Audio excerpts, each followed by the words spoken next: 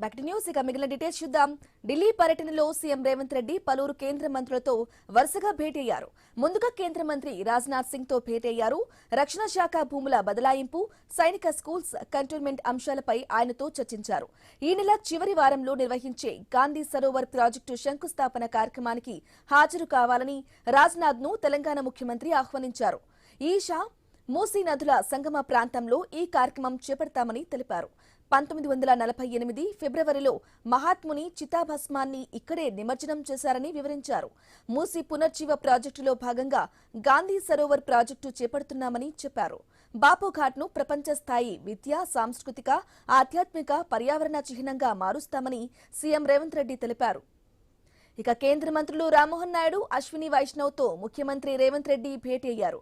వరంగల్లోని మామునూరు విమానాశ్రయానికి భూసేకరణ పూర్తయినందున అవసరమైన పనులు చేపట్టాలని రామ్మోహన్ నాయుడుకి విజ్ఞప్తి చేశారు. కొత్తగూడెం ఎయిర్పోర్టుకు పాల్వంచలో స్థలం గుర్తించామని చెప్పారు. ఓఎల్ఎస్ సర్వే, ఫిజిబిలిటీ స్టడీ నిర్వహించాలని కోరారు. అలాగే పెద్దపల్లి జిల్లాలో అంతర్గాం ఎయిర్పోర్టుకు ప్రత్యామ్నాయ స్థలం గుర్తించినందున వెంటనే అనుమతులు మంజూరు చేయాలన్నారు. రాష్ట్రానికి సంబంధించిన రైల్వే ప్రాజెక్టుపై కేంద్ర మంత్రి అశ్విని వైష్ణవ్ తో చర్చించారు.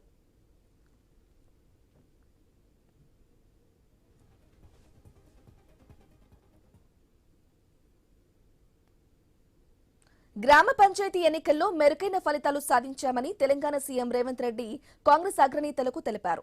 లోక్సభలో విపక్ష నేత రాహుల్ గాంధీ, ఏఐసీసీ అధ్యక్షుడు మల్లికార్జున్ ఖర్గే, ఏఐసీసీ ప్రధాన కార్యదర్శి కేసీ వేణుగోపాల్ తో సీఎం 2 రోజుల వరుస భేటీలలో కలిసి మాట్లాడారు. గ్రామ పంచాయతీ ఎన్నికల్లో 70% ఫలితాలు కాంగ్రెస్ పార్టీకి దక్కాయని, విపక్ష బీఆర్ఎస్, బీజేపీలు పెద్దగా ప్రభావం చూపలేదని సీఎం తెలియజేశారు. అందుకు సంబంధించిన నివేదికలను సీఎం అందజేశారు.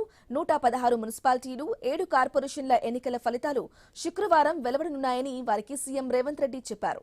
ఇందులోనూ కాంగ్రెస్ పార్టీ మెరుగైన ఫలితాలు రాబడుతుందని ధీమా వ్యక్తం చేశారు.